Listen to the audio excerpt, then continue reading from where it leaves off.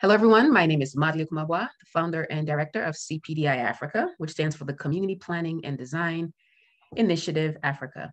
I am pleased to be here with all of you today. Thank you so much for the invitation, African Innovative Network.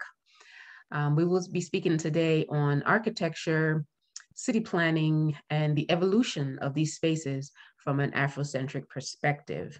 I want to first of all, just kind of pull up the premise that this webinar is built upon, and that is, how could culture influence the making of the cities on the continent? For the most part, most of us are very aware of Africa's contribution to civilization through her monumental architecture, city planning, all that was designed and built by master builders from African antiquity. Many of these traditions have had a challenge being translated in contemporary times due to the history of Africa's evolution, at least over these past 400 or 500 years. But the question is, as we move forward now with Africa emerging, almost like a final frontier, how can we talk about designing and building spaces on the continent that reflect our culture and that are sustainable? Again, building upon local science and technology that have been mastered through thousands of years by African inventors. So why an Afrocentric approach? Why is it important to reflect the architectural philosophies of Africa for the development of her cities, rural and urban landscapes? For that, we need to look at the definition of architecture itself. And I start with architecture because it is the building block of our communities, right, of our cities. Well, architecture is defined as the art and science of constructing a building. But further defined, it says it is the reflection of the culture, lifestyle, aesthetics, local building materials, climate, geography, political and economic purchasing power of a people and a place. And that means, if so defined, every culture and every society will expand on its own identity. For Africa, that would be the same way, right? The definition of design is not that you abandon your architectural philosophies or design languages for those coming from other societies. It is not defined as you abandoning your own materials for other cultures of materials that are attached to that are attached to status and meaning and spirituality from other societies. Architecture is not defined that you abandon your own development standardization, right, of your materials and your design languages, or you abandon sustainable practices for someone else's that you find it hard to afford or maintain, right? So as we move forward, whose philosophies are we trying to emulate, and what good is it doing us, especially in this case, as we're talking about city development Africa-wide? Well, I build a lot of my scholarship on the theoretical framework that was established by Professor David Hughes, FAIA, and NOMAC, out of Ohio State, Kent State University in Ohio. And he says, Afrocentric architecture is a distinctive manifestation of form, imagery, and space in the modern built environment, which derives from the cultural, environmental, and historical origins of the continent of Africa. And so when we apply this in the built environment, especially in city design, what do we come up with? Right? Dimas Wonko, Nigeria's premier Afrocentric designer, talks about a natural synthesis where you're building upon the science and technology that is indigenous to you, and then marrying it with borrowed design practices. So you create environments that are comfortable for you today, not being stuck in the past, not dropping who you are and copying someone else's design languages completely and not being able to fit in it. But what is that natural synthesis? What is that marriage between the two languages? And then how do we use that to create new environments, cityscapes for ourselves today, architecture for ourselves today?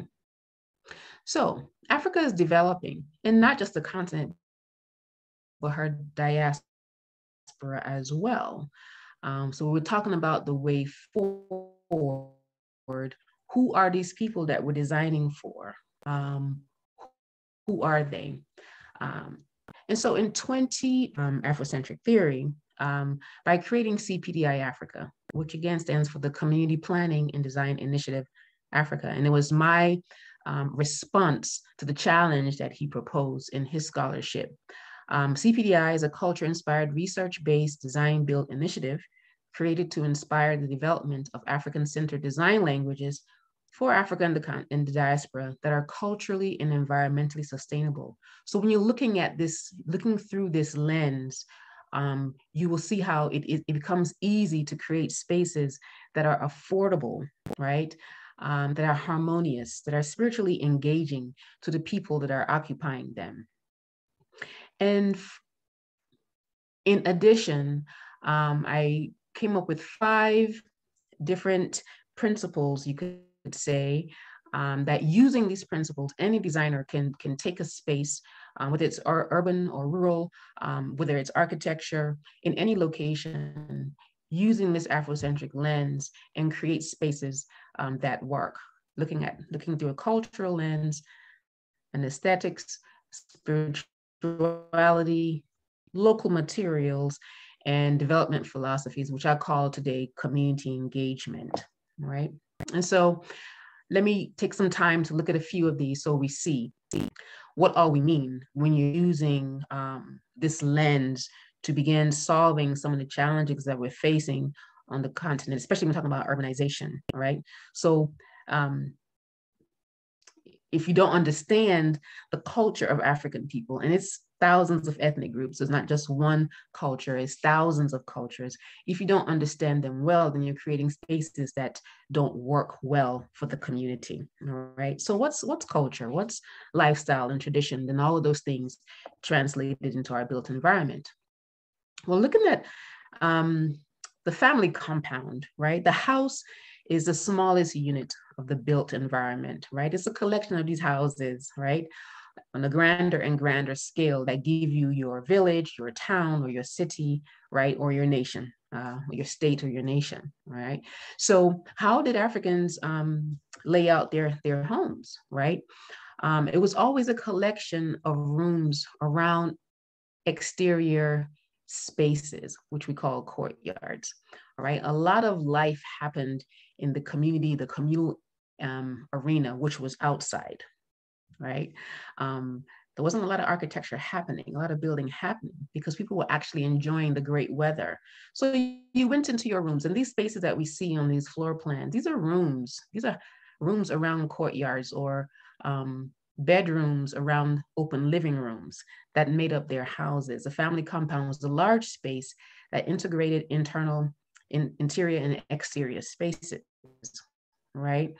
So when we look at this and then you expand this on a larger level, what does that look like with a village layout or a town or a city? How did they naturally interact between the indoors and the outdoors, right? So how would we play that on a larger scale? Especially now that we're talking about urbanization, right? Everyone's moving from the villages to the cities. The cities are not even able to contain the people. They're not planning that well for them. People are coming, thinking that coming for better jobs, a better way of life, and they get to the city and they don't necessarily have the skills. They're leaving environments like what we see on the left, their family, their compounds, which are their bedrooms, you know, around the courtyards, right? Made out of the natural materials, very organic, very affordable, right? Very well designed. And they're heading to the cities and they don't necessarily have the skills to fit in or the economics to afford what they find there.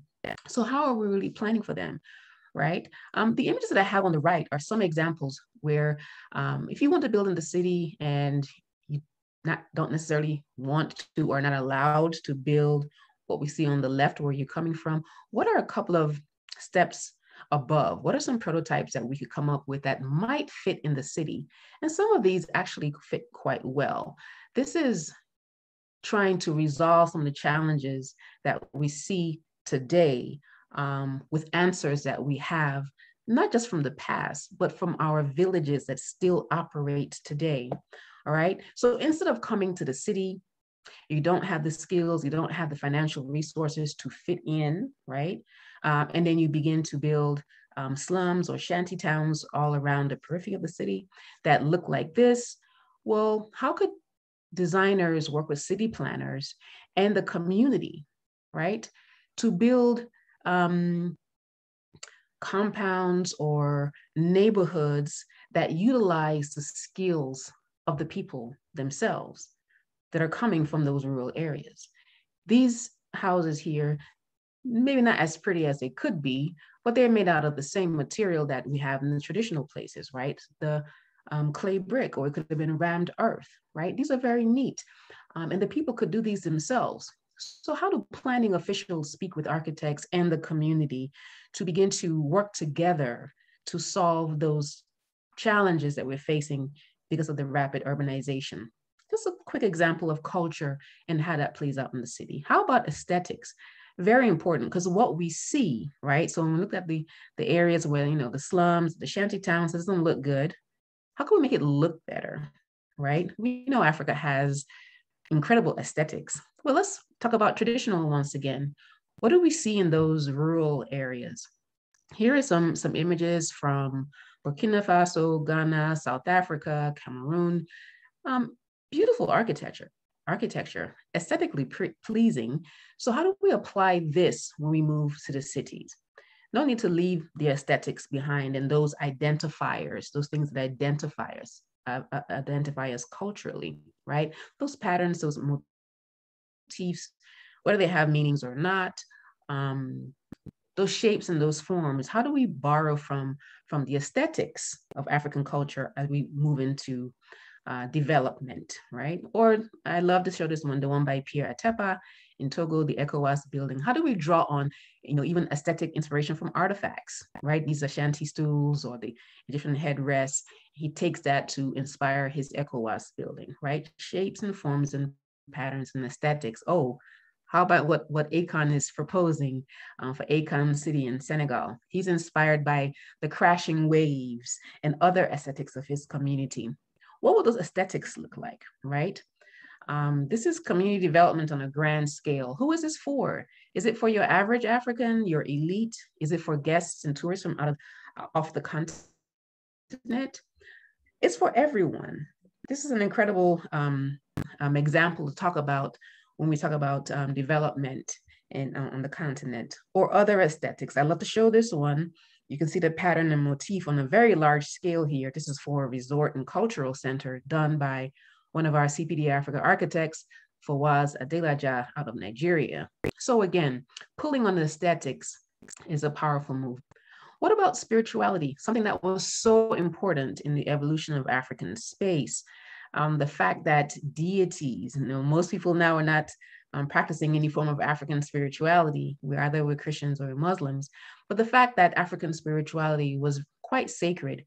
People didn't even have to have doors on their houses and in their neighborhoods, because people were very aware that the eyes of God were on you. So you didn't go into hurt or to maim or to steal, right? People were very, very mindful of that. Everyone was their brother's keeper. How do we bring some of these practices back into design of our spaces, whether it's within our homes or in our cities?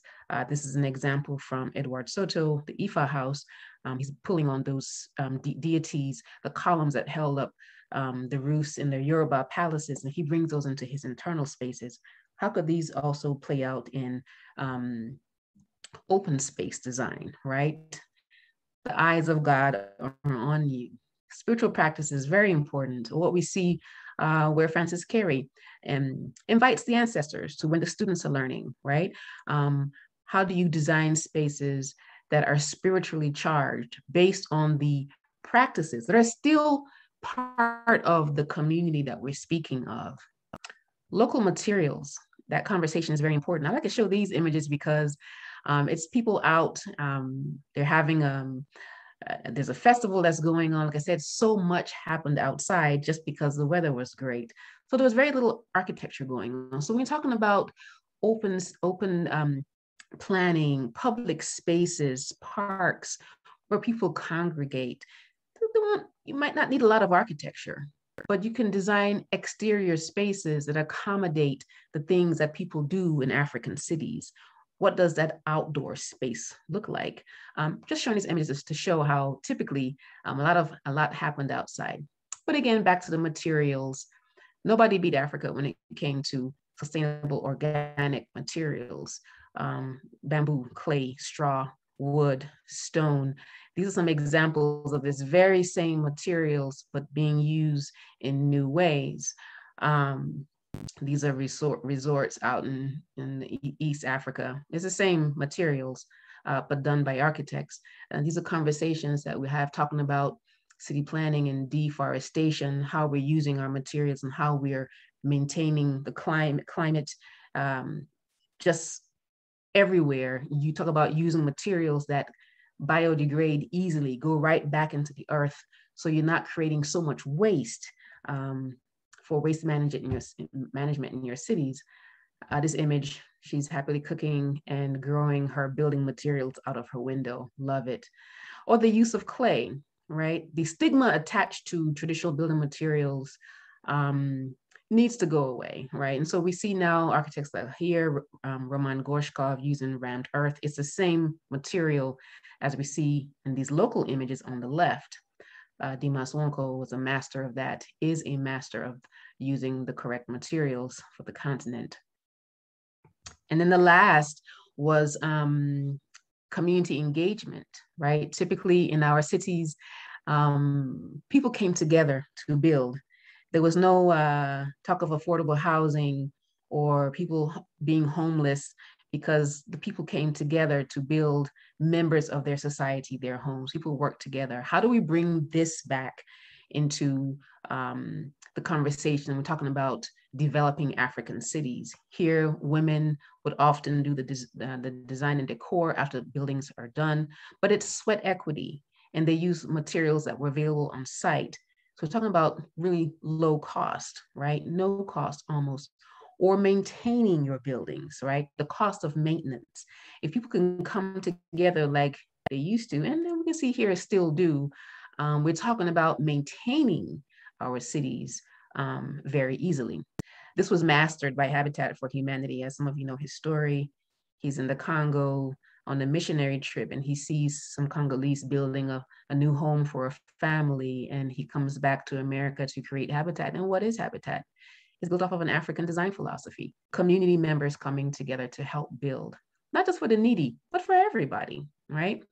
Francis Carey has mastered this technology and this approach or this design philosophy of the community engaging and working together. And so has Miriam Kamara in her home country of Niger.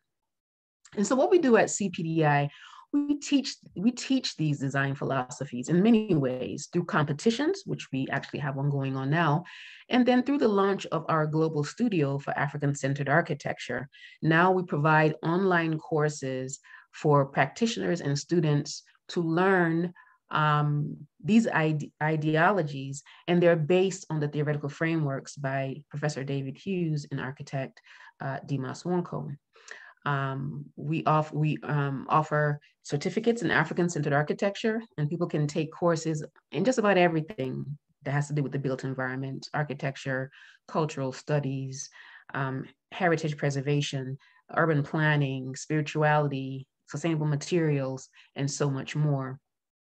And so we have a lot for everyone to enjoy and to benefit from our courses. Students get content, those who need to teach how to build and develop African community cities can take our courses. Professionals get great content out of our work, and also policymakers. How can we really move forward in guaranteeing that we can build Africa in a better way, in her image, sustainably, and comfortably for everyone involved.